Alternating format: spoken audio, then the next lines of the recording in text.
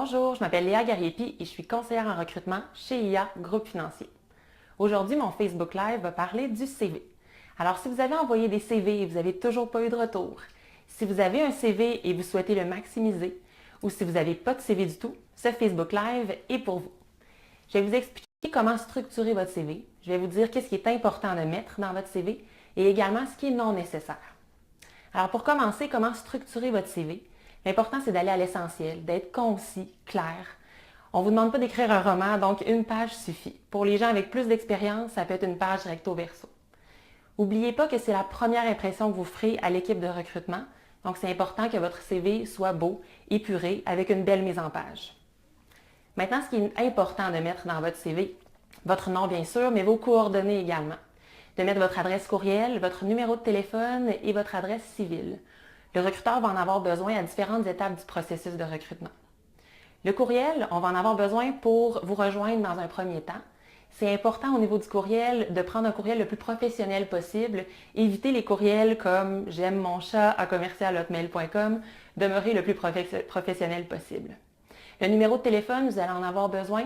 Nous, on va en avoir besoin, pour vous rejoindre si vous passez à l'étape de l'entrevue téléphonique. Et l'adresse civile, on va en avoir besoin pour compléter votre dossier si vous êtes sélectionné pour le poste. Ensuite, c'est important de mettre votre niveau d'anglais. Si vous êtes bilingue, mettez-le en évidence. C'est un bel atout que vous avez par rapport à d'autres personnes.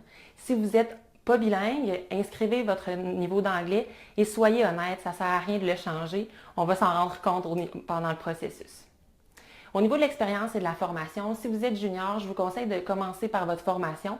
C'est souvent ce qui est le plus pertinent pour le poste. Si vous êtes plus senior, commencez par l'expérience, encore là, au niveau de la pertinence. Inscrivez les dates de début, les dates de fin et allez du plus récent au moins récent.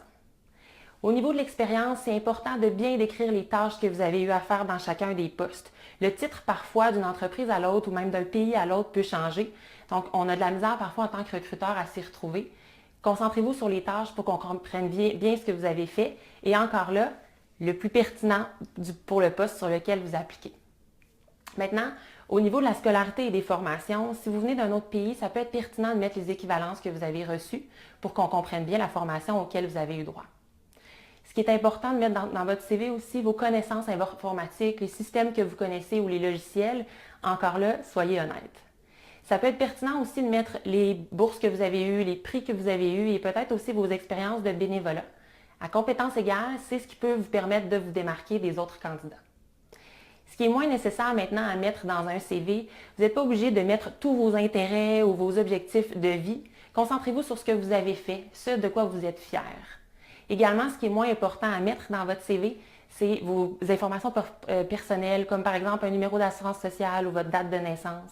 On vous le demandera seulement si vous êtes sélectionné pour le poste.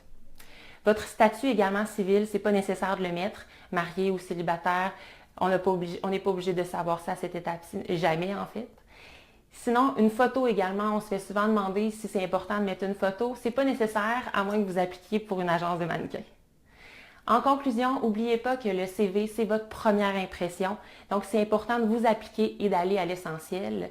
Également, très important de corriger les fautes. Un CV sans faute est beaucoup plus vendant.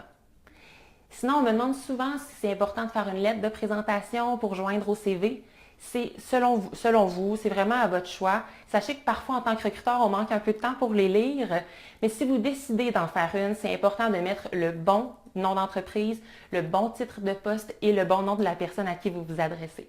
Si vous décidez de ne pas en faire, ça augmente encore plus l'importance de bien spécifier les tâches que vous avez eu à effectuer dans chacun de vos emplois.